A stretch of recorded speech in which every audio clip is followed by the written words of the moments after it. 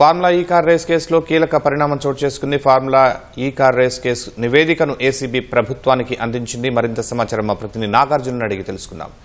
Nagarjuna, formula ఈ car కేసులో తాజా పరిణామాలపై సమాచారం ఏముంది? ఈ కేసుకు సంబంధించి ఇప్పటివరకు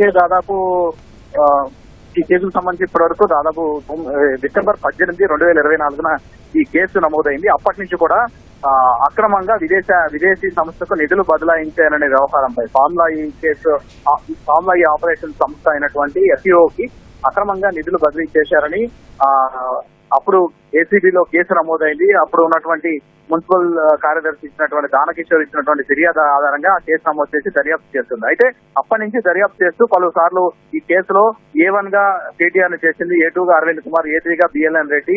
దాని తర్వాత ఈ కేసులో ఫార్ములా ఈ ఆర్గనైజేషన్ CEO ను కూడా చేర్చడం జరిగింది. సో దీనిపైన విచారణ చేసి పలుమార్లు కేటీఆర్ ని పిలిచింది విచారణకి, తర్వాత అరవింద్ కుమార్ ని విచారణకు పిలిచింది, బిఎల్ఎన్ రెడ్డిని కూడా విచారణకు పిలిచింది, ఫార్ములా ఈ ఆపరేషన్స్ సంస్థ CEO ను కూడా ఆన్లైన్ లో విచారించింది. సో ఈ విచారణ అందిన తర్వాత ఒక నివేదికను సిద్ధం చేసింది. దీనిపైన తదుపరి చర్యలు తీసుకునేందుకు, అంటే దీనిపై ఛార్జ్ షీట్ ఫైల్ చేసి కోర్టులో ట్రయల్ చేసేందుకు ప్రభుత్వం అనుమతి తీసుకోవాల్సి ఉంటుంది. సో ఈ అనుమతి తీసుకునేందుకు ఈ ప్రాసిక్యూషన్ చేసేందుకు అనుమతి ఇవ్వాలంటూ ప్రభుత్వానికి ఏసీబీ నివేదిక పంపింది. ఈ నివేదికని ప్రభుత్వం పరిశీలించిన తర్వాత వాళ్ళు అనుమతిస్తే తర్వాత దీనిపై ఛార్జ్ షీట్ ఫైల్ చేసి తదుపరి ఈ కోర్టులో ట్రయల్ చేసే అవకాశం మనకు కనిపిస్తుంది.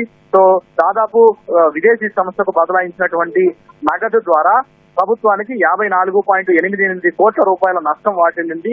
సో ఇదంతా కూడా అప్పుడు ఫార్ములా ఈ సంస్థకు సంబంధించినటువంటి అప్పుడు జరిగినటువంటి ఒప్పందంలో ప్రమోటర్ గా వ్యవహరించిన సంస్థ తప్పుకోవడం, గ్రీన్ కో సంస్థ తప్పుకోవడం, తర్వాత ప్రమోటర్ గానే హెచ్ఎండిఏ వ్యవహరించడం, ఎటువంటి శాఖపరమైన అనుమతులు తీసుకోకుండా ప్రమోటర్ గా వ్యవహరించిన తర్వాత డబ్బుల్ని విదేశీ సంస్థకు బదలాయించడం ద్వారా ఈ ఎఫ్టీఓ సంస్థకి ఒప్పందం ప్రకారం బదలాయించడం, తద్వారా దాని మీద పడినటువంటి పన్ను భారం మొత్తం 54.88 కోట్ల రూపాయల నష్టం వాటింది. దీనంతటికీ కారణం A1 గా ఉన్నటువంటి కేటీఆర్, తర్వాత అరవింద్ కుమార్, తర్వాత బిఎల్ఎన్ రెడ్డి, వీళ్ళు ముగ్గురు కారణం అని చెప్పేసి ఆ కేసు నమోదవడం, ఆ కేసు సంచలనంగా మారడం, పలుసార్లు ఈ కేసు విచారణ చేయడం, దీంట్లో ఉన్నటువంటి కీలక అంశాలను పరిశీలించినటువంటి ఏసీబీ దీనిపైన తదుపరి దర్యాప్తు చేసేందుకు కోర్టులో ట్రయల్ చేసేందుకు దానికి అనుమతి ఇవ్వాలని ప్రభుత్వానికి నివేదిక పంపింది. ప్రభుత్వం నిర్ణయం తర్వాత దీని మీద ఛార్జ్ షీట్ ఫైల్ చేసి కోర్టులో ట్రయల్ చేసే అవకాశం ఉంది. ధన్యవాదాలు నాగార్జున.